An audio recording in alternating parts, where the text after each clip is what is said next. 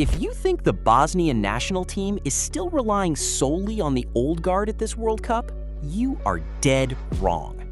Yes, the legendary Edin Džeko is 40 years old, arriving as the 5th oldest player at the tournament. But the golden generation of the past has officially given way to a hungry, ferocious new wave of youth. Look at Esmir Bajraktarević, the 21-year-old wonder kid who icily smashed home the decisive penalty kicks in the playoffs against Wales and Italy. Or 23-year-old Benjamin Tahirović, burning down the center of the pitch with his insane work rate. Head coach Sergej Barbarez has completely overhauled the team's mentality, opening the door for 16 brand new debutants. Bosnia no longer plays slow, academic football.